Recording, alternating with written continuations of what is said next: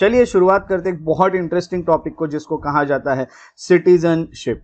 Citizenship को शुरू करने के पहले मैं आपको ये पूछना चाहता हूं, आपके अकॉर्डिंग, आप लोगों के अकॉर्डिंग सिटीजन कौन होता है किसी भी देश का? चलिए आपके आंसर्स। क्या हम इन जनरल ये कह सकते हैं सिटीजन एक ऐसा व्यक्ति हो सकता है जिसके पास सभी राइट्स अवेलेबल हो जो इस देश में प्रोवाइड किए गए हैं, है ना?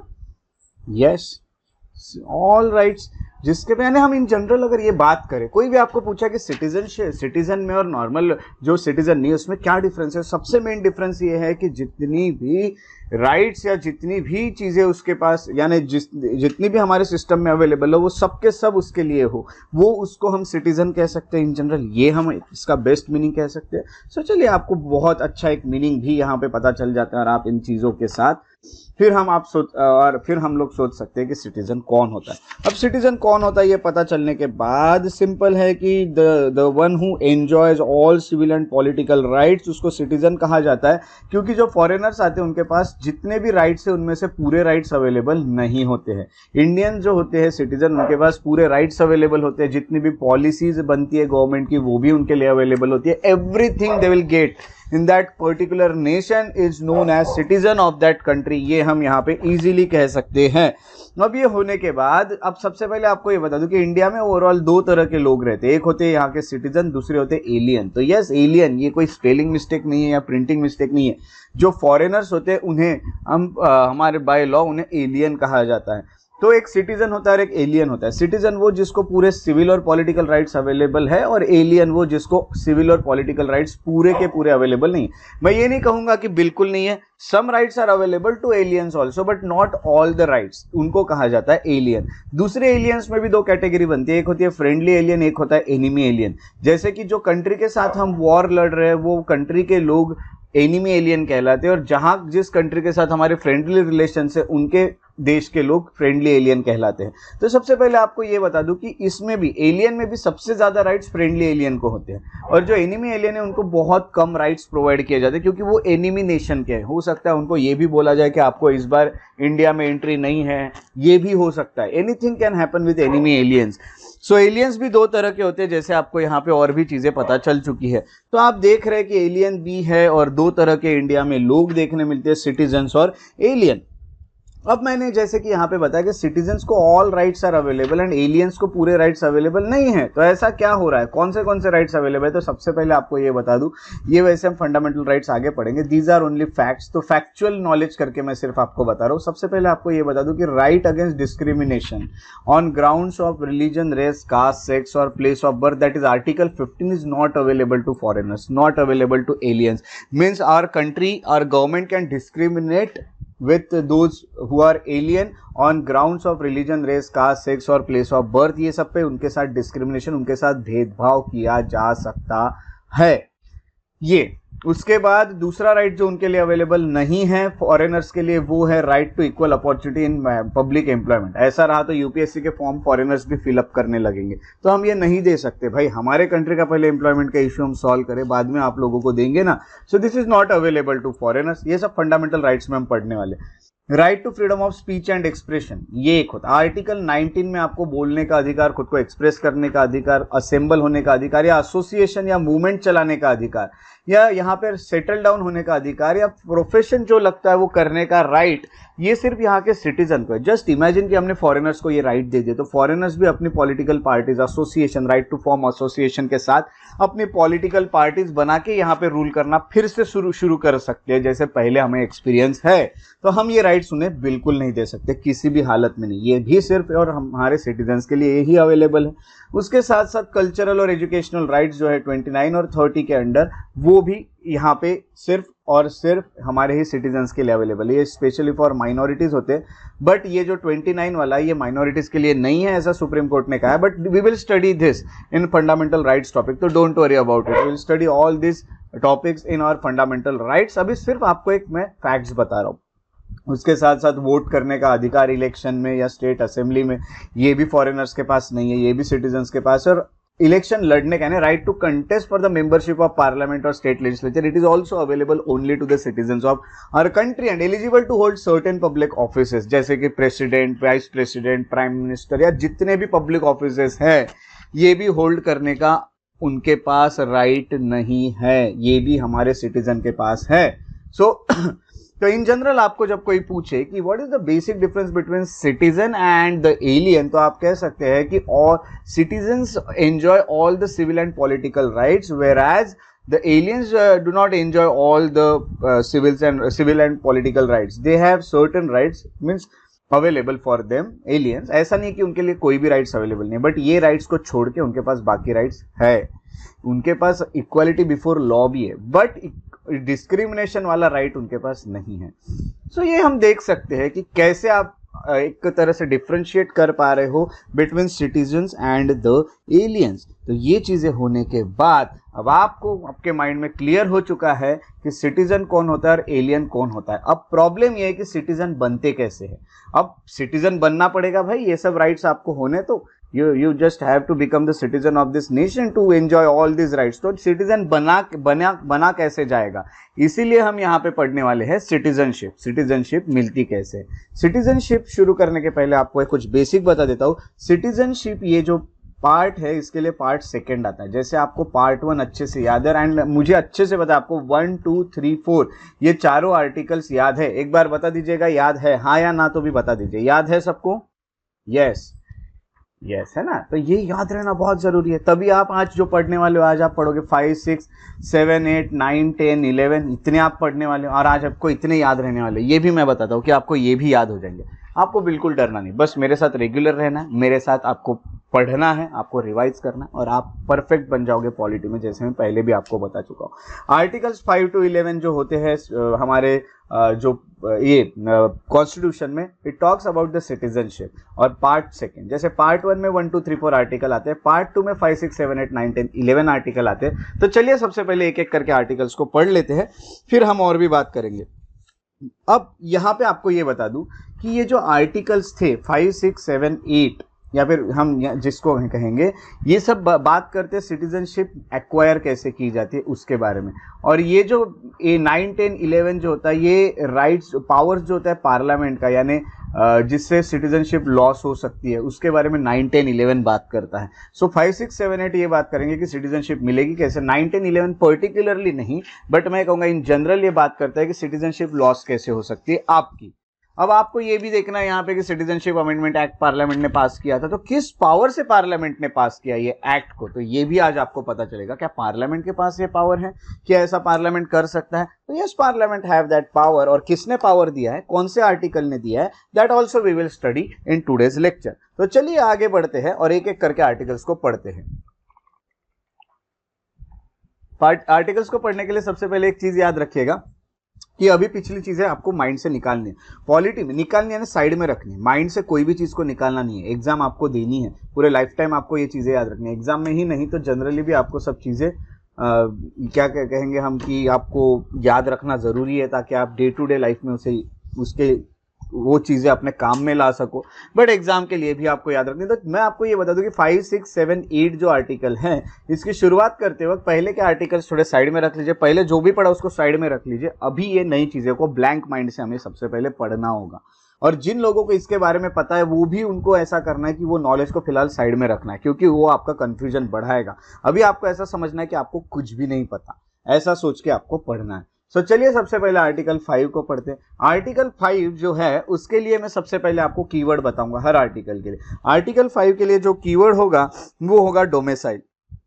सबसे पहले मैं आपको बता दूं इसके लिए जो कीवर्ड यूज होता है दैट इज डोमेसाइल।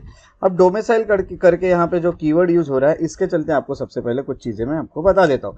अब ये चीजें जानना बहुत ज्यादा इजी है जब तक आप इसको कॉम्प्लिकेटेड नहीं बनाते। कॉम्प्लिकेटेड बनाओगे तो समझना मुश्किल हो जाएगा। अभी आपको यहाँ पे जैसे मैंने बताया 5 6 7 8 ये 4 आर्टिकल्स आपको पढ़ने हैं, तो इसमें आपको कंफ्यूजन तो रखना ही नहीं है पहली बात। उसके बाद आपको जो आगे के पढ़ने हैं, जैसे कि हम कहेंगे 9 10 11, उसमें भी कंफ्यूजन नहीं रखना है। ये छोटे छोटे, ये अभी पहले ही आपको बता देता हूँ शुरू करने के पहले, आज ये अप्लीकेबल नहीं होते हैं। तो कब आज क्या अप्लीकेबल होता है that we will study later, but सबसे पहले आपको बता देता हूँ। आर्टिकल 5 कॉन्स्टिट्यूशन का ये कहता है a person who had his domicile in India. अब सबसे पहला आपका पॉइंट यहां पे आया है डोमिसाइल। डोमिसाइल का मीनिंग क्या हो सकता है, आप लोगों को क्या लगता है, पहले आपके विचार आप मुझे बताइए। Yes, live, yes, okay, very good. और his house, yes, very good, his house. यानी हम ये कह सकते हैं कि प्लेस ऑफ रेसिडेंस, यानी वो जहां पे रिसाइड करता है उसको कहा जाता है डोमिसाइल, है ना। तो जैसे आप लोगों के पास अपने स्टेट के डोमिसाइल होंगे, यानी आप कहाँ पे रहते हैं, आपका घर कहाँ है, आपका रेसिडेंस कहाँ पे, रहना कहाँ है, उसको डोमिसाइल कहा जाता है। तो अब ये चीज़ों को कॉम्प्लिकेटेड नहीं करते हुए सबसे पहले आपको ये बता दूं सिंपल लैंग्वेज में, अ person who had is domicile in India, यानी वो रहता कहाँ पे है, इंडिया में, और उसके साथ साथ also fulfilled one of the 3 condition. अब 3 कंडीशन यहाँ पे रखी जा रही है, तीनों की तीनों फुलफिल करने की जरूरत नहीं है, उसमें से एक ही फुलफिल करना है। If he was born in India, सबसे पहले वो इंडिया में बॉर्न हुआ है, यानी जैसे मेरा बर्थ इंडिया में हुआ अगर, और मैं इंडिया में ही रह रहा हूं, तो मैं आर्टिकल 5 के अंडर सिटीजन बन जाऊंगा इस देश का, नो डाउट कि मुझे कोई नहीं रोक सकता। उसके बाद नहीं हुआ होगा मेरा बॉर्न, तो if either of his parents was born in India, यानी उसके मदर या फादर में से कोई एक इंडिया में बॉर्न हुआ होना चाहिए, कोई एक मैं बोल रहा हूं, दोनों रहे तो भी चलेगा, but at least either of his parent was born in India, ये कहा गया है। और if he has been ordinary resident in India for 5 years, या फिर वो इंडिया में 5 साल से रह रहा है, कब से, तो जब हमारा कॉन्स्टिट्यूशन का कमेंसमेंट हुआ तब से, जब हमारे कॉन्स्टिट्यूशन का कमेंसमेंट हुआ 1950 में, 1950 के बाद 5 साल वो अगर इंडिया में रहा है तो फिर वो डायरेक्टली आर्टिकल 5 के अंडर सिटीजन बन जाएगा। अब मैंने यहां पे सबसे पहले बताइए उनके लिए अप्लीकेबल है जो इंडिया में रहते हैं, फॉरेन में रहते हैं उनके लिए नहीं। और उसके बाद पहला कंडीशन ये है कि वो इंडिया में रहता है, और उसके बाद और 3 कंडीशंस कंफर्म करनी है उसको। वो पहली ये है कि उसका बर्थ एक तो इंडिया में होना चाहिए, या फिर उसके मदर या फादर में से किसी का बर्थ इंडिया में होना चाहिए, या फिर वो इंडिया में 5 साल से रह रहा है जब से कॉन्स्टिट्यूशन आया तब से, तो वो सिटीजन बन सकता है। अब ये चीजें आप यहां देख रहे हो। अब आप सोच रहे होंगे भैया 5 साल के तक की यहां बात की जा रही है, 5 साल के बाद वालों का क्या? तो सबसे पहले आपको बता दूं 5 साल के बाद 1955 से ये जो आर्टिकल्स थे ये अप्लीकेबल नहीं होते हैं, क्योंकि आप जानते हो 1955 में क्या किया था गवर्नमेंट ने? यस, वेरी गुड, उन्होंने एक सेपरेट सिटीजनशिप एक्ट लाया था। उसके बाद ये कॉन्स्टिट्यूशन के अकॉर्डिंग सिटीजन नहीं मिलती है। आज आपको जो सिटीजनशिप मिलेगी वो सिटीजनशिप एक्ट के अंडर मिलेगी 1955 के, और इसी में अमेंडमेंट करते चलेगा पार्लियामेंट। तो आपको सिटीजनशिप मिलती है under citizenship act of year 1955। तो 55 तक ही ये अप्लीकेबल थे, पहले ही बताता हूं, इसीलिए कंफ्यूजन नहीं रखना है कि आगे हम पढ़ रहे कि बाय बर्थ ऐसे मिल रही, बाय डिसेंट मिल रही, बाय रजिस्ट्रेशन मिल रही। So that thing were written in citizenship act of 1955। तो अकॉर्डिंग टू दैट एक्ट वो बाय बर्थ बाय रजिस्ट्रेशन वाला है। ये सिटीजनशिप एक्ट आने के पहले की बातें है, माइंड में इतना सबको क्लियर हुआ? Article 5, yes yes. और बाकी लोग यस, है ना? यस, क्लियर हुआ। सो हम ये कह सकते हैं कि जब इंडिया को फ्रीडम मिला था उसके बाद जब डिसाइड करना था कि सिटीजन कौन कौन बनेगा, क्योंकि सिटीजन पहले डिसाइड करना पड़ेगा भाई इंडिया का सिटीजन कौन कौन रहेगा, देश में पहले ही बंटवारे हुए थे, तो उसके लिए आर्टिकल्स का यूज किया जा रहा था। तो आर्टिकल 5 डोमिसाइल इन इंडिया, ये इसके लिए कीवर्ड याद रखना। उसके बाद हम आगे आते हैं आर्टिकल 6। आर्टिकल 6 के लिए कीवर्ड याद रखोगे migrated to India from Pakistan, जो पाकिस्तान से इंडिया में आए ऐसे लोग। पहले मैं बताया कि इंडिया में ही रह रहे हैं, दूसरे लोग मैं ये बोल रहा हूं आर्टिकल 6 के अंडर जो पाकिस्तान से इंडिया में आए हैं, वो कैसे सिटीजन बन सकते थे? Became an citizen of India if ही और ईदर ऑफ हिज पेरेंट्स। सबसे पहले मैं आपको ये बता देता हूं, देखिए इंडिया में भी यहां अनडिवाइडेड इंडिया की बात की जा रही है, और आप जानते हैं अनडिवाइडेड इंडिया कौन से ईयर और कौन से दिन के पहले हुआ करता था। सो आप बता दीजिए कौन सा दिन था जिसके पहले इंडिया अनडिवाइडेड? Very good. यानी 15 अगस्त 1947 के पहले जिन लोगों का बर्थ हुआ है ना, ये इनके बारे में बात की जा रही है। सो सबसे पहले ऐसा व्यक्ति जो पाकिस्तान से इंडिया में आया है और वो सिटीजन बनना चाहता है, तो सबसे पहले चेक करना पड़ेगा कि उसका जो बर्थ है वो 15 अगस्त 1947 यानी अनडिवाइडेड इंडिया में हुआ है क्या, यानी 15 अगस्त 1947 के पहले हुआ है क्या, इंडिया का बंटवारा होने के पहले हुआ है क्या। तो बोलेगा नहीं भाई मेरा तो नहीं हुआ है। तो फिर उसको पूछा जाएगा भैया तेरे किसी पेरेंट में से किसी एक का तो भी हुआ है क्या, वो बोलेगा वो भी नहीं हुआ है। मेरे मदर या फादर में से किसी का भी बर्थ नहीं हुआ है अनडिवाइडेड इंडिया में। फिर आपको पूछना होगा ठीक है भाई आपके दादा दादी नाना नानी यानी ग्रैंड पेरेंट्स में से किसी एक का तो भी बर्थ हुआ है क्या अनडिवाइडेड इंडिया में, वो बोलेगा हाँ हाँ हुआ है, जरूर हुआ है, क्यों नहीं। तो अगर हुआ है तो फिर आगे की कंडीशन रहेगी। पहला पॉइंट यहां तक का क्लियर हुआ, यहां तक का अनडिवाइडेड इंडिया तक का आप लोगों को सबको, है ना। आज आपके ज्यादा यस मुझे सुनना है क्योंकि आज आपकी आवाज ज्यादा मुझे सुननी इसीलिए है क्योंकि ये जो टॉपिक है ना ये बहुत कॉम्प्लिकेटेड लगता है लोगों को, और मैं इसको जितना आसान बनाने की कोशिश करने वाला हूँ वो शायद बहुत कम लोग बनाने वाले उतना आसान। इसीलिए आपको क्या करना है कि उतने आसानी से इसको पढ़ना है। जैसे मैंने 6 में आपको दिया है keyword that is migrated from Pakistan to India, so हम कहेंगे migrated to India from Pakistan, जो भी आपको कहना है like that, but undivided India दूसरा कीवर्ड यहाँ पे बनता है। तीसरा वो बोलेगा हाँ भाई मेरे नाना नानी में से या मेरे दादाजी का बर्थ इंडिया में हुआ था 15 अगस्त के पहले, तो उसको बोलना भैया सुनो, अच्छे से सुनो। पहली बात ये है कि अब आपके सामने 2 कंडीशन रखी जा रही है। 2 कंडीशन में से क्या आप एक तो भी फुलफिल करते हैं कि नहीं बताओ। वो बोलेगा भैया कौन सी 2 कंडीशंस है, तो पहली कंडीशन ये है कि हम जानते हो आप पाकिस्तान से आए हो इंडिया में, तो आप जो पाकिस्तान से इंडिया में आए हो वो कब आए हो। अब वो बोलेगा मैं आया हूं 1 जुलाई को। अब 1 जुलाई की बात कर रहा है यानी वो बिफोर 19 जुलाई आया है। अब एक डेट आपको याद रखनी है 19 जुलाई 1948। अब आपको ये देखना है कि 19 जुलाई 1958 के आप पहले इंडिया में आए हो या फिर उसके बाद में इंडिया में आए हो, ये तो हमें बता दो। अब जब ये चीजें कही जा रही है तो ये सोचना पड़ रहा है कि ये कब आने वाला। अब आपको एक बात पता है कि जैसे हमने एक हिस्टोरिकल बैकग्राउंड में पढ़ा था 1947 का एक्ट। 1947 में ब्रिटिश हमें बता चुके थे कि वो इंडिया को फ्री कर देंगे, बट इंडिया को जो वो फ्री करने वाले थे उसके लिए उन्होंने कौन सी डेट चूज की थी ये भी मैं आपको बता चुका हूं।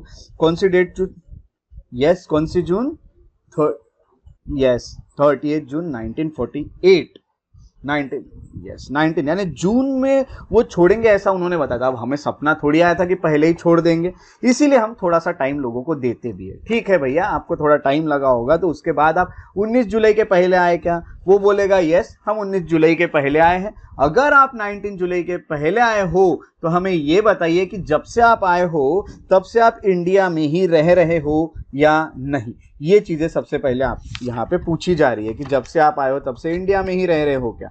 अब वो बोलेगा ठीक है हम इंडिया में ही तब से रह रहे हैं, तो बोलेंगे आप सिटीजन बन गए, आप सिटीजन बन गए डायरेक्ट 19 जुलाई के पहले ही आ गए हो। तो अब ऐसा कंडीशन में वो बोल रहा है नहीं मैं तो यहाँ पे 19 जुलाई के बाद आया। तो जो लोग in case he migrated to India on और आफ्टर 19 जुलाई 1948, तो जब आप आए थे तो आपको रजिस्टर करना था, आपने रजिस्टर किया खुद को, तो आप रजिस्टर करो खुद को सिटीजन ऑफ इंडिया करके। और but a person could be so register only if, जब जिस दिन से आप आए हो तो आपको 6 महीने, ये अच्छे से याद रखेंगे, been so registered only if had been resident in India for 6 months preceding, यानी पहले एप्लीकेशन जो वो दे रहा है सिटीजनशिप की, उसको ये प्रूव करने पड़ेगा कि मैं आज एप्लीकेशन लिख रहा हूं और मैं आज से लेके 6 महीने पहले से इंडिया में ही रह रहा हूं।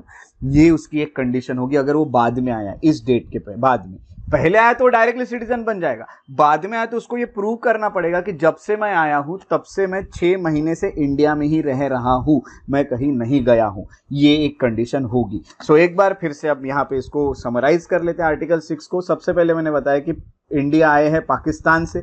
दूसरा आपको ये बताया कि अनडिवाइडेड इंडिया में एक तो उसका उसके मदर या फादर में का या उसके ग्रैंड पेरेंट्स में से किसी एक का बर्थ हुआ है, ये पहली कंडीशन है। जब वो ये पहली कंडीशन फुलफिल करता है तो दो में से एक कंडीशन उसको फुलफिल करनी है। पहली कंडीशन है जिसमें, और यहाँ जो डेट ली है वो 19 जुलाई 1948 ली है। अब मैंने ये बताया आपको कि वो एक तो इस डेट के पहले आया तो डायरेक्टली सिटीजन बन जाएगा। अगर इस डेट के बाद में आया तो वो डायरेक्टली सिटीजन नहीं बनेगा। अगर उसको सिटीजन बनना है इस डेट के बाद, माइग्रेट होने के बाद, तो उसको 6 मंथ्स तक वो इंडिया में उसको पहले रहना पड़ेगा, उसके बाद ही वो खुद को रजिस्टर कर पाएगा। That is the thing. तो ये क्लियर हुआ आर्टिकल 6। यस, है ना, ऐसा है। तो चीज़ें बहुत ही आसान है, समझो तो, है ना, इसलिए आसानी से समझना है। वर्ड्स ऐसे लिखते हैं एकदम डिफिकल्ट कि ये and also fulfilled one of the इनकस migrated before July he had been ordinary resident in India since the date of his migration और in case he migrated on India on or after July 1948 he had been registered as a citizen of India, but a person could be so registered only if he had been resident in India for 6 months preceding यानी पहले date of his application for registration। Simple, एकदम simple. दो ही चीज याद रखी तो भी चलेगा, इंडिया में पाकिस्तान से और दूसरी है डेट, बस 19 जुलाई 1948। अब आर्टिकल 7 पढ़ते हैं। आर्टिकल 7 उन लोगों के लिए है who migrated to Pakistan from India. अब जो लोग इंडिया से पाकिस्तान में चले गए बट पाकिस्तान से वापस इंडिया में लौट गए, है ना, ये लोगों के लिए है आर्टिकल 7। अब क्या हुआ, कंफ्यूजन में भाई मुझे पता नहीं था, मैं पाकिस्तान में चले गया या ये मैं तो पार्टीशन का मारा हूँ, मुझे पता नहीं था भाई, मैं उधर चले गया, सब कुछ हो गया अपने आप में, उधर ही चले गया और फिर मुझे इंडिया में सेटल होना था तो मैं रिसेटलमेंट के लिए वापस आया। अब यहाँ पे एक डेट ली जाती है। सबसे पहले ये उनके लिए है a person who migrated to Pakistan from India after, याद रखिएगा डेट 1 मार्च 1947, जो 1 मार्च 1947 के पहले यहां से गया था। अब उसके पहले यानी आया है, उसके बाद आया है आफ्टर। तो ये चीजें याद रखनी है। अब हम इसको पूरा टेक्स्ट पढ़ के जब इस पर डिस्कशन करेंगे तो आपको ये पूरी तरह से क्लियर हो जाएगा, क्योंकि यहाँ ज्यादा डरने की आपको जरूरत नहीं है, काफी आसान है ये। अब काफी आसान होने के साथ साथ आसान तो है बट भैया समझना जरूरी है, ये तो चीजें आपको जाननी ही है। अब मैं आपको ये बता दूं कि ये 1 मार्च डेट लेने के पीछे भी कुछ रीजंस थे। ये जो हम कहेंगे ना, ये ब्रिटिश रूल खत्म होने वाला है इंडिया में, आपको पता है ये कौन से दिन क्लेमेंट एटली ने कहा था? ये 20 फरवरी को एटली कहते हैं 1947 को। अब जैसे ये बताया उसके बाद ही लोगों को तैयारियां की होगी वापस आने की या जाने की, इसीलिए यहाँ जो डेट ली जाती है जनरली वो 1 मार्च से ली जाती है। तो यहाँ ऐसे डरने की कोई बहुत ज़्यादा ज़रूरत नहीं है। बट हम फिर से अपने इसमें आते हैं और वो हमें देखने मिलता है कि a person who migrated to Pakistan from India after 1 March, है ना, तो इंडिया से वो पाकिस्तान में चले गया था कब? तो 1 मार्च के बाद। 1 मार्च के पहले नहीं गया, 1 मार्च के बाद गया, बट बाद में वापस आ गया। कभी भी वापस आया, हमें वो फर्क नहीं पड़ता। वो इंडिया से पाकिस्तान कब गया था? तो आफ्टर 1 मार्च गया था। बाद में वो इंडिया में वापस आ गया रिसेटलमेंट में। फॉर एग्जांपल वो इंडिया में वापस आ गया होगा आज रिसेटलमेंट के लिए, तो उसको यहाँ पे सिटीजन बनाया जाएगा। बट फिर से कंडीशन यही है कि जब आप सिटीजन बनना चाहते हो तो आप ये हमें प्रूफ दिखाइए कि आप 6 महीने से इंडिया में ही रह रहे हो। सो हम कहेंगे for this he had to be resident in India for 6 months preceding the date of his application for registration. यहाँ कुछ नहीं, यहां याद रखना है इंडिया पाकिस्तान इंडिया, ऐसा एक थोड़ा सा याद रख लीजिए कीवर्ड, और दूसरा कीवर्ड के लिए डेट याद रख लीजिए कि 1 मार्च 1947। 6 महीने तो आपको दोनों जगह याद रखने, 6th आर्टिकल में भी और 7th आर्टिकल में 6 months वाला आपको याद रखना ही है। तो आपको यहाँ पे डरने की जरूरत नहीं है। तो ये हो गया आर्टिकल 7। सो आर्टिकल 6 और आर्टिकल 7 में जो डिफरेंस है वो ये है कि एक जगह पे पाकिस्तान से इंडिया में आया जा रहा है, एक जगह पे इंडिया से पाकिस्तान में आप गए थे 1 मार्च के बाद और पाकिस्तान से वापस आ गए इंडिया में। आप बोलते हो आगे नहीं मुझे मेरे देश की याद आ गई और you return to your country for resettlement, तो आपको 6 महीने रह के दिखाना पड़ेगा भाई कि आप सच में रह सके हो या नहीं। ये यहाँ पे हमें पता चलता है। तो आपकी अगर परमिशन हो तो हम एक्विजिशन का जो आखिरी आर्टिकल है दैट इज आर्टिकल 8 उसको पढ़ने की कोशिश करते हैं। चलिए आगे। यस, यस, चलो तो बहुत अच्छा लगा आपके यस सुन के, क्योंकि ये सिटीजनशिप है और इसमें हाँ यस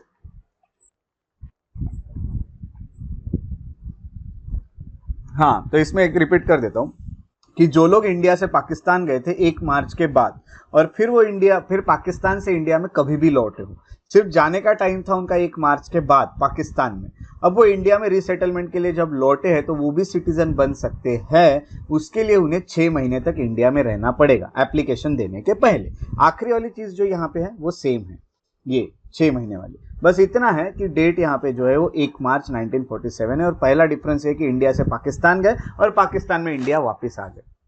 ठीक है, चले आगे। हाँ चलो अब चलते हैं आगे और अब हम देखते हैं एक्विजिशन के लिए जो आखिर एक आर्टिकल दिख रहा था जो कि है आर्टिकल 8। वो आपको ये आर्टिकल्स इजीली याद रह जाते हैं, मैं आपको एक जैसे कीवर्ड्स पे आपको याद रह जाते हैं। चलिए आगे चलते हैं आर्टिकल 8 की तरफ। जब हम आर्टिकल 8 की तरफ बढ़ते तो हमें ये देखने मिलता है पर्सन हु। अब अच्छे से याद रखिएगा, ये एक अलग सा है। मैं आपको ये बता दूं कि जैसा पहला आर्टिकल डोमिसाइल वाला था, दूसरा आर्टिकल पाकिस्तान से इंडिया आने वालों का था, तीसरा आर्टिकल इंडिया से पाकिस्तान और पाकिस्तान से वापस इंडिया में आए उनके लिए था, तो 8वां आर्टिकल उनके लिए है जो डोमिसाइल यानी इंडिया में नहीं रहते हैं, जो बाहर रहते हैं इंडिया के, रिसाइडिंग आउटसाइड इंडिया, क्या वो भी सिटीजन बन सकते हैं कि नहीं ये हम देख लेते। अ पर्सन हु और एनी ऑफ हिज पेरेंट्स, तो यहाँ पे वही बात आ रही है, मैं आपको ये बता दूं, और अनडिवाइडेड इंडिया भी यहाँ पे आ रहा है। ऐसा एक व्यक्ति जिसका बर्थ इंडिया में हुआ है या फिर उसके पेरेंट्स का बर्थ इंडिया में हुआ है या फिर उसके ग्रैंड पेरेंट्स में से किसी एक का बर्थ इंडिया में हुआ है, तो फिर और कौन से इंडिया में, अनडिवाइडेड इंडिया में, यानी इंडिया का बंटवारा होने के पहले, और वो इंडिया में नहीं रह रहा है, वो व्यक्ति जो है ए नाम का पर्सन वो रह रहा है इंडिया के बाहर। अब इंडिया के बाहर रह रहा है तो भाई वो बन सकता है कि नहीं। फॉर एग्जांपल यूएसए में रह रहा है, उसकी इच्छा हो गई कि मुझे इंडिया का सिटीजन बनना है, स्वदेश मूवी देख ली, स्वदेश मूवी के बाद उसने वो सॉन्ग भी सुन लिया, ये जो देश है तेरा स्वदेश है तेरा, मिट्टी की खुशबू कैसे भुलाएगा, तो बोला हाँ यार यहाँ तो मिट्टी की खुशबू ही नहीं आती है, हर जगह कॉन्क्रीट कॉन्क्रीट है, तो चलो इंडिया में चलते हैं लौट के अपने गाँव। तो उसकी इच्छा हो गई, तो सबसे पहले उसको ये पूछना पड़ेगा उस वक्त कि भाई आपका बर्थ हुआ है क्या इंडिया में, वो बोलेगा हाँ बट अनडिवाइडेड इंडिया में, तो बोलेगा नहीं मैं तो तब था ही नहीं। अच्छा आपके पेरेंट्स का, वो बोलेगा नहीं। आपके ग्रैंड पेरेंट्स का, बोलेगा हाँ यस हुआ है। ठीक है, तो आपको क्या करना है, सबसे पहले आपको इंडियन सिटीजन बनने के लिए आपको आपके, है ना, मैं आपको ये कहूंगा if he has been registered as a citizen of India by diplomatic और consular representatives of India in the country of his residence. आपको पता है कि हर कंट्री में इंडिया के कुछ डिप्लोमेटिक या काउंसिलर रिप्रेजेंटेटिव्स होते हैं, और पता है ये कौन सी पोस्ट होल्ड करते हैं इनमें के officers, yes Indian foreign service वाले, इंडियन फॉरेन एम्बेसी होती है इंडिया के, एम्बेसीज में आप देखोगे आपको वीजा इशू करने का या जो भी रिलेशंस बनाने का काम होता है वो एम्बेसी होती है। तो समझ जाइए यूएसए के एम्बेसी में या यूएसए के जो काउंसिलर रिप्रेजेंटेटिव है उनके पास यूएसए में जाके सबसे पहले आपको ये बताना पड़ेगा कि मुझे आज इंडिया का सिटीजन बनने की इच्छा हो रही है, तो फिर वो बोलेगा ठीक है, तो फिर आप बन सकते हो। बट कंडीशन क्या है, आपका बर्थ, आपके पेरेंट्स का बर्थ या आपके ग्रैंड पेरेंट्स में से किसी एक का बर्थ अनडिवाइडेड इंडिया में होना चाहिए, तभी आप इंडिया के सिटीजन बन सकते हो। तो ये किसके लिए, तो ordinary residing outside India in लोगों के लिए।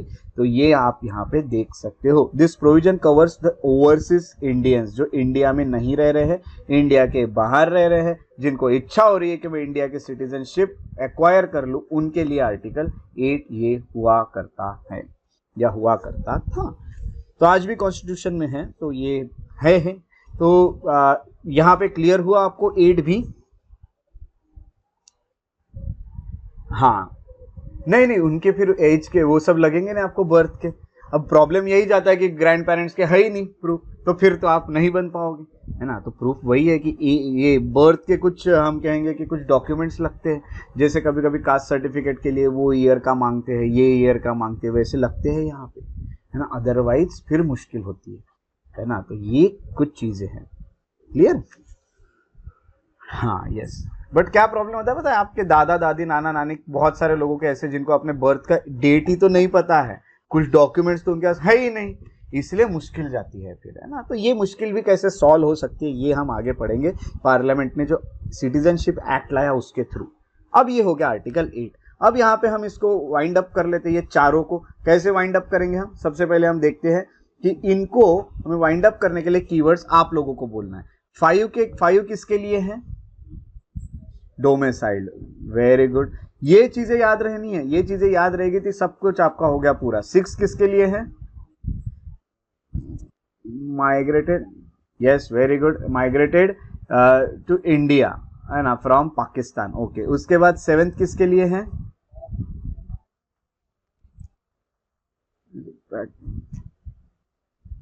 ओके, रीसेटलमेंट इन इंडिया, यानी बोल सकते हैं इंडिया से पाकिस्तान, पाकिस्तान से इंडिया। यहां की डेट बता दीजिए।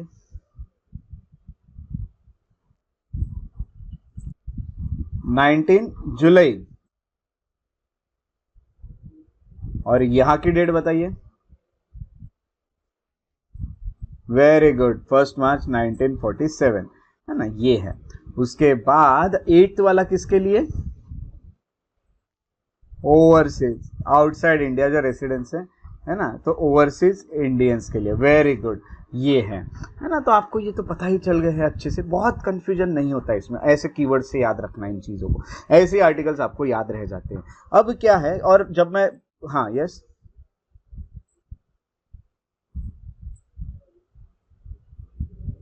हाँ,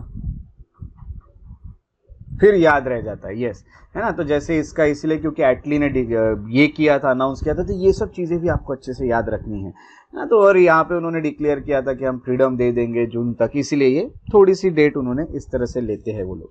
अब ये सब चीजें चली। अब प्रॉब्लम कुछ नहीं जा रहा था।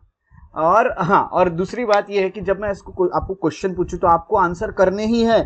जितना आप आंसर करोगे तो आपको वो याद रह जाएगा हमेशा के लिए। आप शांत रहोगे तो आपको याद नहीं रहेगा। इसलिए कोई फर्क नहीं पड़ता गलत आंसर हुआ तो, बट बोलना है, बोलना ये याद रखिए। इसी तरह बोलना है जैसे हम फिजिकली क्लासरूम में अटेंड करके बोलते, तो ऐसा ही समझे कि हम एक दूसरे के सामने फिजिकली ही पढ़ रहे हैं और इसमें आपको बोलना है। अब बोल दिया आपने तो आपको हमेशा के लिए याद रह जाएगा। तो चलिए अब हम 9, 10, 11 इनको पढ़ के ये हम इतने आर्टिकल्स को खत्म कर लेते हैं। पहला टास्क हमारा खत्म हो जाएगा। अब 9, 10, 11 की अगर मैं बात करूं तो ये जो प्रोविजन थे, अब जैसे कि पिछले आपने देखे, एक डोमिसाइल के लिए था, एक माइग्रेटेड फ्रॉम पाकिस्तान के लिए था, तीसरा था migrated to Pakistan but later return to India वालों के लिए था, और चौथा जो था वो पर्सन जो रिसाइडिंग आउटसाइड इंडिया उनके लिए था। वैसे ही जो 9, 10, 11 है ये कुछ कॉन्स्टिट्यूशनल प्रोविजन है सिटीजनशिप को लेके, जिसमें आपको ये बता दूं कि 9 क्या कहता है, एक आपको पहले इसके आइडिया देते था, 10 क्या कहता है और 11 क्या कहता है। 9 ये कहता है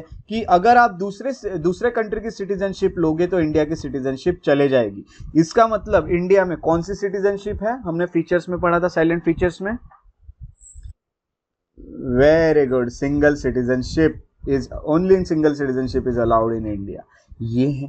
10th ये कहता है कि जो पार्लियामेंट होता है वो लॉ बना सकता है, और 11th ये कहता है कि पार्लियामेंट लॉ बना सकता है। दोनों भी यही कह रहे हैं कि पार्लियामेंट के पास पावर है कि वो लॉ बना सकता है, और ये भी कह रहा है कि पार्लियामेंट के पास पावर है कि वो लॉ बना सकता है। 10 और 11 में क्या डिफरेंस है ये मेनली हमें देखना है। तो चलिए 9, 10, 11 को पढ़ लेते हैं। हमने एक बेसिक आइडिया ले लिया। 9 ये कहेगा कि no person shall be citizen of India और deem to be citizen of India if he has voluntarily acquired, यानी खुद के इच्छा से उसने अगर दूसरे किसी कंट्री की सिटीजनशिप ले ली है तो वो इंडिया का सिटीजन नहीं कहलाएगा। आपने अगर कल जाके यूएसए की सिटीजन ले ली तो आप याद रखिएगा कि आप इंडिया के सिटीजन नहीं कहलाओगे, फिर आप सिटीजन कहलाओगे सिर्फ और सिर्फ उसी देश के। आपकी सिटीजनशिप अंडर आर्टिकल 19 लॉस हो जाएगी, लॉस। ओके, उसके बाद आगे चलते हैं। जब हम आगे बढ़ते हैं तो हम यहां पे देखेंगे कि 9 के बाद 10 पे आते हैं। अब 9 आपको क्लियर हुआ। 9 के बाद आपको ये बता दूं कि एवरी पर्सन, 10 पे अच्छे से याद रखिएगा, एवरी पर्सन हु इज और who is deemed to be citizen of India shall continue to be such citizen. अब फॉर एग्जाम्पल मैं यहाँ, अब देखिए 9 और 10 और 11 का डिफरेंस तभी पता चलेगा जो लैंग्वेज में मैं बता रहा हूँ उसमें अगर आप समझे तो। बुक के लैंग्वेज में तो हम बात ही करेंगे, but bookish language will create some confusion here, but जो चीजें मैं आपको बताऊंगा वो अच्छे से माइंड में डाल लो। अब मैं अगर यहाँ का सिटीजन हूं तो मैं यहाँ का सिटीजन करके कंटिन्यू करूंगा या नहीं, या मेरी सिटीजनशिप लॉस हो जाएगी, इसके ऊपर लॉ बना सकता है पार्लियामेंट। यानी हम ये कह सकते हैं, एक तो वो लोग जो यहाँ के सिटीजन ऑलरेडी है या ऑलरेडी वो एलिजिबिलिटी रख सकते थे कि मैं सिटीजन बन सकता था, यानी उन लोगों के लिए है कि जो पहले से सिटीजन है या सिटीजन बनने के एलिजिबिलिटी को पूरा करते हैं, उनके लिए पार्लियामेंट लॉ बना के उनकी सिटीजनशिप डिसकंटिन्यू कर सकता है। सो ये है कंटिन्यू, ये वर्ड यहां पे याद रखना है। अब पहली बात ये क्लियर हुआ आपको? 10 यस है ना? यस, यानी आज मैं सिटीजन हूं, आप सिटीजन हो। अगर आपकी सिटीजनशिप पार्लियामेंट चाहता है कि कंटिन्यू ना हो, तो आपके लिए ऐसा लॉ बना के आपके सिटीजनशिप को डिसकंटिन्यू किया जा सकता है।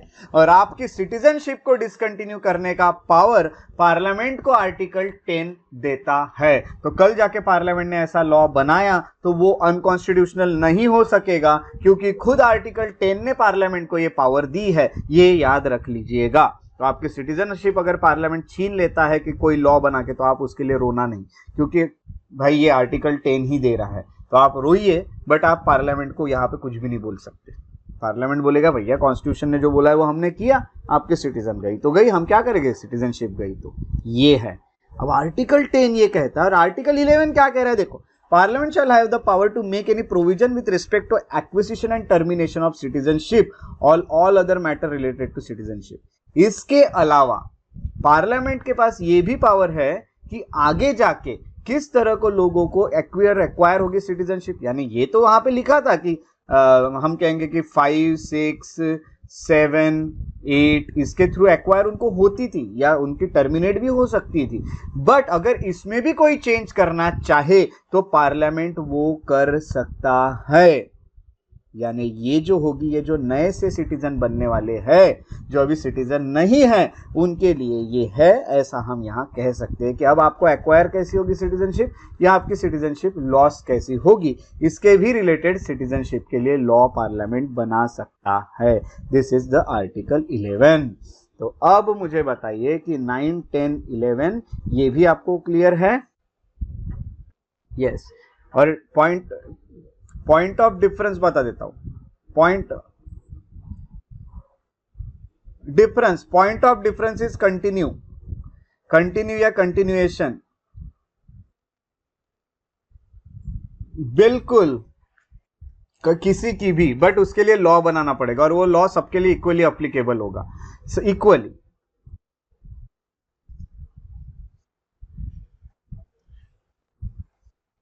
सुप्रीम कोर्ट में आप जा सकते हो, बट सुप्रीम कोर्ट में स्ट्रॉन्ग केस बनेगी गवर्नमेंट के तरफ से, क्योंकि गवर्नमेंट के पास ये पावर पार्लियामेंट ये कॉन्स्टिट्यूशन से आया है। बट अगर आपका कोई राइट वायलेट हुआ है, फॉर दैट फंडामेंटल राइट आप वहां पे जा सकते हो, इतना आप कर सकते हो। अदरवाइज अगर पार्लियामेंट ये करना चाहे तो पार्लियामेंट कर सकता है। आपको तो पता है सुप्रीम कोर्ट किसी भी लॉ को ऐसे अनकॉन्स्टिट्यूशनल डिक्लेयर कर सकता है, बट पार्लियामेंट लॉ बना जरूर सकता है, ये याद रखिएगा।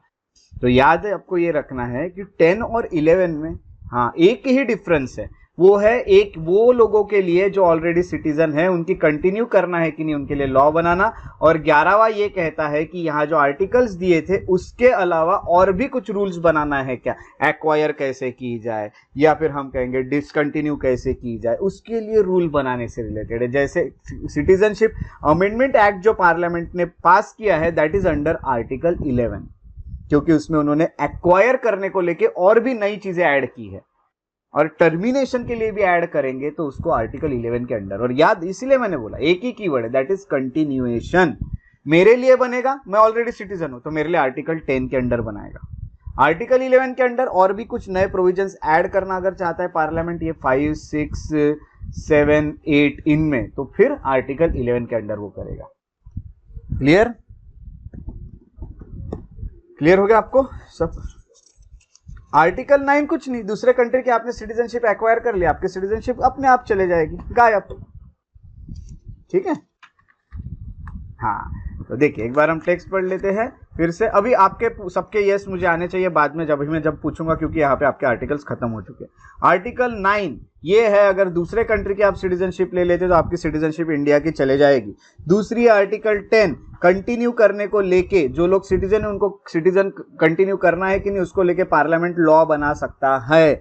दूसरी बात आर्टिकल 11 के तहत पार्लियामेंट कुछ नए रूल्स बना सकता है, सिटीजनशिप कैसे एक्वायर हो और सिटीजनशिप कैसे टर्मिनेट हो सकती है उसको लेके, ये पावर्स है पार्लियामेंट के। सो ये अब मुझे बताइए पहले से 5, 6, 7, 8, 9, 10, 11, दैट मीन्स 5 to 11 आर्टिकल सबको क्लियर है? यस यस यस, क्लियर है। अब आपको एक झटका देता हूं, आपको क्लियर है, बट झटका ये है कि 5, 6, 7, 8 आज आपके किसी काम के नहीं है। बट झटका ये इसीलिए दे रहा हूं क्योंकि अगर रियल लाइफ में देखो तो काम के नहीं, बट एग्जाम में ये कॉन्स्टिट्यूशन का हिस्सा है तो इसके ऊपर क्वेश्चन आ सकते हैं। 9, 10, 11 के तो ये तो रहेंगे काम के, क्योंकि आज भी कंटिन्यू कर रहे हैं। बट 5, 6, 7, 8 के जगह पार्लियामेंट अपना एक नया एक्ट लेके आ गया। अब ये जो आपने 5, 6, 7, 8 पढ़ा, ये उन लोगों के लिए अप्लीकेबल था जो सिटीजन बनना चाहते थे इंडिया के, बट कौन से ईयर के पहले? वेरी गुड, 1955 के पहले। आज आप सिटीजन बनना चाहते हो तो आप तो 55 के बाद बनना चाहोगे, तो आपके लिए वो अप्लीकेबल नहीं होता।